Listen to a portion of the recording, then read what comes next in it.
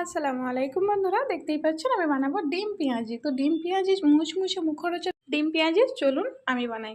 প্রথমে পেঁয়াজটা কেটে কুচিয়ে নিয়েছি, তারপর গোটা জিরে দেবো, আদা রসুন বাটা দেবো, হলুদ, ঝাল আর নুন পরিমাণ মতো দিয়ে ভালো করে এটাকে মাখিয়ে নেবো। মাখিয়ে নেওয়ার পর এতে কোনো রকম কোনো পানি দেবো না, একটা ডিম ভেঙে দিয়ে দেবো। দেওয়ার পর এই ডিমের যে ডিমটাই যে আছে এর মধ্যে থেকে এটা গোলা হবে, বেসনে কোনো রকম কোনো পানি দেওয়া হবে না, এই ডিম আর পেঁয়াজের পানিতেই এটা হয়ে যাবে।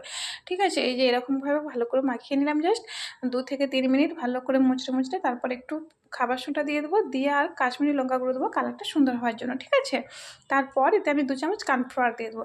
কর্নফ্লাওয়ারটা দেওয়ার পর একটু মুচমুচে ভাবটা আরও বেশি হয়ে যাবে, তাই না? তো চলুন এইরকমভাবে জাস্ট আমি এটাকে তেলে ভেজে নেব। তো অসাধারণ একটা খেতে ডিম পেঁয়াজি, আর এত মুচমুচে মুখরোচক, আপনারা না বানিয়ে খেলে বুঝতেই পারবেন না।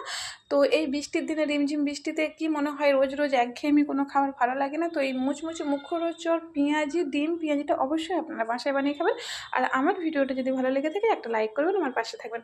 অসাধারণ খেতে লাগে, আপনারা অবশ্যই দেখেই বুঝতে পারছেন কতটা লোভনীয় সাথে, আর এতটাই মুখরোচক মুচমুচে অসাধারণ খেতে লাগে। আল্লাহ হাফেজ।